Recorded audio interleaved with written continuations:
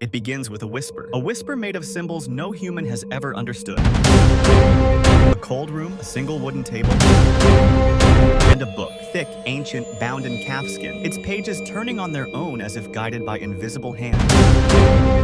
Strange plants that don't exist on Earth. Naked figures bathing in green liquid.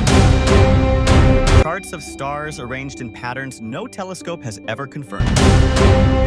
For more than 600 years, this manuscript has mocked scholars, taunted cryptographers, and humiliated the world's most advanced AI systems. And tonight, we open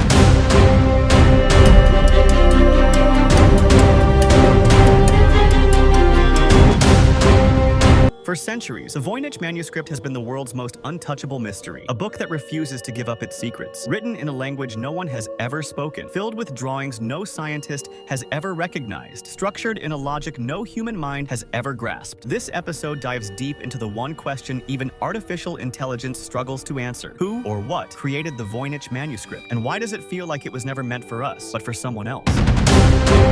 The story begins sometime in the early 1400s, a Europe shaped by plagues, secret societies, and the birth of coded communication. Somewhere, no one knows where, an anonymous author sits in flickering candlelight, quill scratching across vellum pages. What they were writing wasn't a journal, wasn't a spell book, and wasn't a scientific text. It was something else entirely. Fast forward 200 years. The book resurfaces in the hands of Emperor Rudolph II of the Holy Roman Empire, a man obsessed with alchemy, hidden knowledge, and forbidden science. He pays a fortune for it, believing it was written by Roger Bacon, a scientist turned heretic rumored to experiment with optics, codes, and early futuristic concepts. But scholars disagreed. If Bacon wrote it, why was the script unlike anything in Europe? Why were the plants unrecognizable? And why did the diagrams look extraterrestrial? The manuscript passed from one mystified owner to another until it finally landed in 1912 in the hands of a Polish-American bookseller named Wilfrid Voynich, the man whose name the manuscript would carry forever. What he found inside was unlike anything he or the world had ever seen.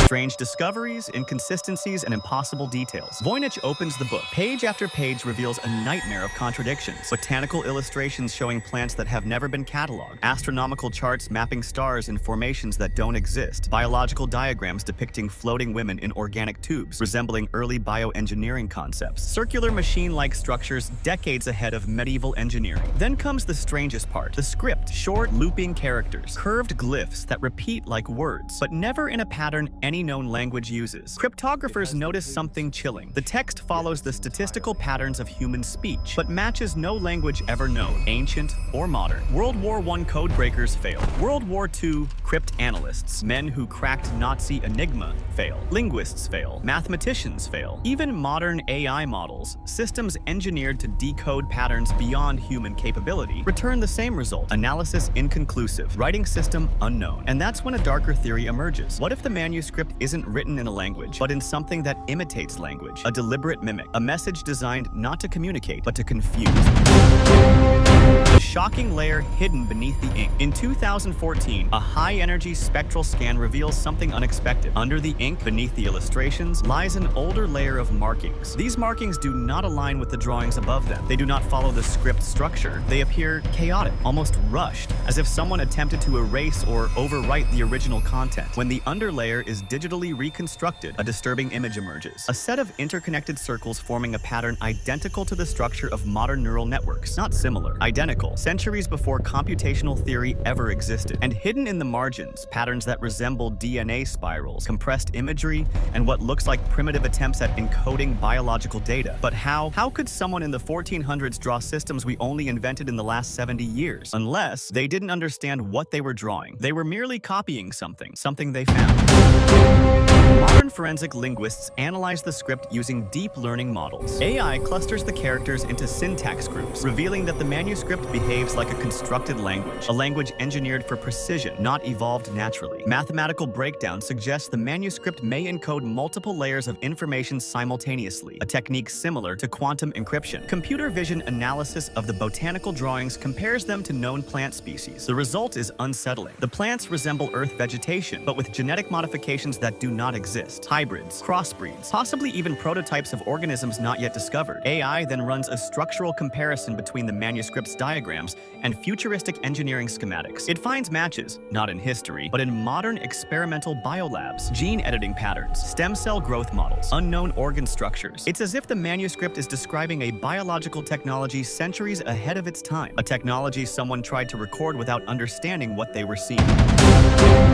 The chilling future the manuscript might be warning us about. If the Voynich Manuscript is a copy, a translation of something far older, then its origins could be more terrifying than we imagined. Possibility 1. It's a manual of forgotten ancient knowledge, lost in some cataclysmic collapse of a previous advanced civilization. Possibility 2. It's a blueprint of biological engineering given to humanity far too early. Possibility 3. It's an encoded archive, a message meant for a future civilization, ours, when our technology finally becomes advanced enough to understand it. Possibility 4. The darkest one of all. It's not a book meant to be read. It's a containment, a lock, a vault, holding information that could be dangerous if misinterpreted or unleashed. Because every time AI gains more power, the manuscript reveals just a little more, as if it's watching.